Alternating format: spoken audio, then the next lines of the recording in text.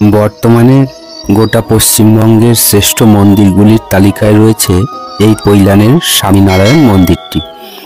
প্রায় 200 একর জমির উপর নির্মিত এই মন্দিরটি প্রধানত মার্বেল, রাজস্থানের গোলাপি বেলে পাথর আর লাল পাথর ব্যবহার করে অসাধারণ স্থাপত্য কীর্তিতে গড়ে তোলা হয়েছে। আজকে এই মন্দিরের বিষয়ে বিস্তারিত জানার পাশাপাশি আরেকটি গুরুত্বপূর্ণ বিষয় জানব, যেটি হলো ভগবান স্বামীনারায়ণ সম্পর্কে।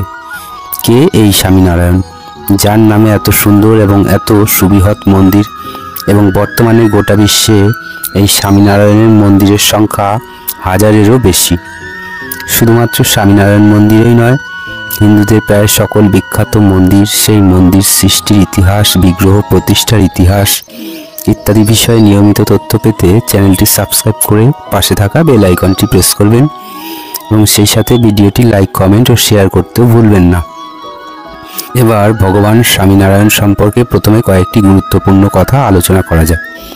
প্রথমে একটা জিনিস আপনারা লক্ষ্য করবেন, স্বামীনারায়ণ মন্দিরের আগে ইংরেজি BAPS কথাটি লেখা হয়। এই BAPS কথার অর্থ কী?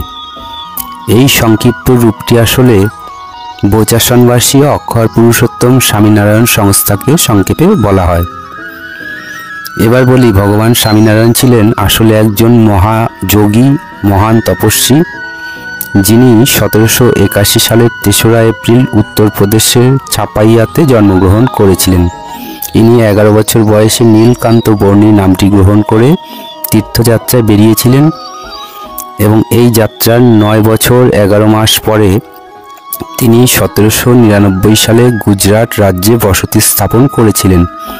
এই যাত্রা চলাকালীন সময়ে তিনি একবার সাগরদ্বীপের কপিল মুনির আশ্রম দর্শনের জন্য এই স্থান অতিক্রম করে গিয়েছিলেন এবং পরবর্তীতে সেই সূত্র ধরেই কলকাতার অনতিদূরে এই স্বামীনারায়ণ মন্দিরটি মাত্র 1 দশক আগে নির্মাণ কার্য সম্পন্ন হয়েছে। ভগবান স্বামীনারায়ণ ছিলেন পরম দয়ালু। ভগবান স্বামীনারায়ণ পরম দয়ালু ছিলেন। তিনি নিজে ঈশ্বর সাধনার পাশাপাশি মানুষের সিদ্ধিলাভের উপায় হিসাবে হরিনাম সংকীর্তনের রাস্তা দেখিয়ে গেছেন। 1 জুন 1830 সালে গুজরাটের গাদ্রায় এনার জীবনাবসান ঘটেছিল। কলকাতার অনতিদূরে দক্ষিণ 24 পরগনা জেলার ডায়মন্ড হারবার রোডের উপর ভাষা 14 নম্বরে অবস্থিত এই পাথরের কারুকার্য করা অতি সুন্দর স্বামীনারায়ণ মন্দিরটি জোকা ছেড়ে সামান্য এগিয়ে পৈলানের সংলগ্ন এলাকায় অবস্থিত এই মন্দির, তাই একে অনেকে পৈলান মন্দিরও বলে থাকে। কলকাতা মহানগরীর প্রাণকেন্দ্র ধর্মতলা থেকে সড়কপথে এই মন্দিরটির দূরত্ব মাত্র 21 কিলোমিটার। ভিন দেশ বা রাজ্য থেকে আগত ধর্মপ্রাণ হিন্দুদের কলকাতায় ভ্রমণ কার্যত অসম্পূর্ণ থেকে যাবে যদি এই মন্দির তারা দর্শন না করে। মায়াপুরের নতুন ইস্কন মন্দির ভিন্ন এত নকশা ও কারুকার্য করা এবং সর্বোপরি বিরাট বাজেটের মন্দির আমাদের রাজ্যে আর কোথাও আছে কিনা সে বিষয়ে সংশয় রয়েছে। BAPS শ্রী স্বামীনারায়ণ মন্দির ভাষা 2014 সালে জনসাধারণের জন্য উন্মুক্ত করা হয়েছিল। শিয়ালদহ থেকে 235 নম্বর বাসে এবং ধর্মতলা থেকে নামখানা বা ডায়মন্ড হারবার গামী হাজারো বাসে মাত্র 25-30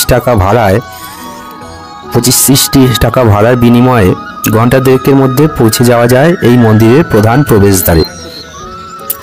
মন্দিরটি সকাল 7:30 থেকে বেলা 12টা পর্যন্ত এবং বিকেলে 4টে থেকে রাত্রির 8টা পর্যন্ত সর্বসাধারণের উদ্দেশ্যে খোলা থাকে। এই সুন্দর মন্দিরটিতে প্রবেশের জন্য কোনো প্রকার প্রবেশ মূল্য লাগে না। এখানে গাড়ি পার্কিংয়েরও সুবন্দোবস্ত রয়েছে।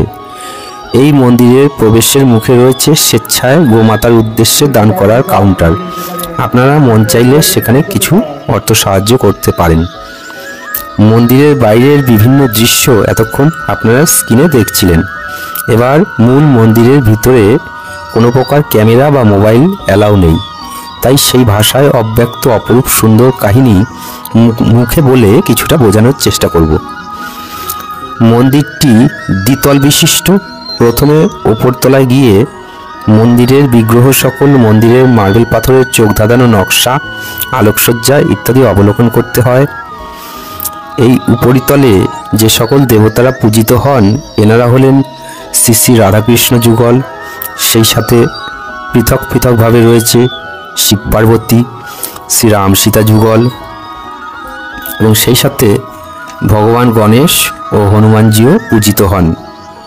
এই সকল দেবতা ভিন্ন এই মন্দিরে পূজিত হন ভগবান স্বামীনারায়ণ, শ্রী ঘনশ্যাম মহারাজ, শ্রী হরেকৃষ্ণ মহারাজ প্রমুখ। উপরিতলায় এই সকল দেবতার দর্শন প্রণাম সম্পন্ন হলে সকলকে নিচতলায় ঠাকুর দর্শন করতে যেতে বলা হয়।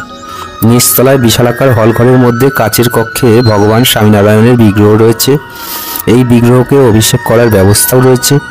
এর জন্য 50টি টাকা নেয় বটে, কিন্তু তার বিনিময়ে 1 প্যাকেট করে প্রসাদ এনারা দিয়ে দেন। রথযাত্রা উৎসব এখানে বিশেষভাবে পালিত হয়, কিন্তু কালী পুজোর পরের দিন অর্থাৎ কার্তিক মাসের শুক্লপক্ষের প্রতিপদ তিথিতে, অর্থাৎ যেদিন অন্নকূট মহোৎসব বা গিরি গোবর্ধনের পূজা করা হয়, সেই দিনটিতে এখানে প্রতি বছর মহা সমারোহে বাৎসরিক উৎসব পালিত হয়। এ সময় দেশ দেশান্তর থেকে বহু ভক্ত এখানে উপনীত হন। কেবলমাত্র স্বামীনারায়ণ মন্দিরই নয়, হিন্দুদের প্রায় সকল বিখ্যাত মন্দির, সেই মন্দির সৃষ্টির ইতিহাস, বিগ্রহ প্রতিষ্ঠার ইতিহাস ইত্যাদি বিষয়ে নিয়মিত ভিডিও আমার এই চ্যানেলে আপলোড করা হয়। তাই চ্যানেলে নতুন হয়ে থাকলে অবশ্যই চ্যানেলটি সাবস্ক্রাইব করে পাশে থাকা বেল আইকনটি প্রেস করবেন এবং সেই সাথে ভিডিওটি লাইক, কমেন্ট ও শেয়ার করতেও ভুলবেন না। এই মন্দিরের অফিস, বুক স্টল, গোশালা, দেওয়ালের বিভিন্ন অংশের নকশা, প্রসাদ গ্রহণের প্রক্রিয়া, রেস্টুরেন্টের সুলভ মূল্যে নানা প্রকার মজাদার খাবার এবং সর্বোপরি এই মন্দির সৃষ্টিমূলে যে গভীর রহস্য, তার সমস্ত কিছু অন্য একটি ভিডিওতে আলোচনা করব। ততক্ষণ পর্যন্ত আপনারা সকলেই খুব ভালো থাকবেন, আনন্দে থাকবেন। ঈশ্বর আপনাদের সকলের মঙ্গল করুক। জয় গুরু।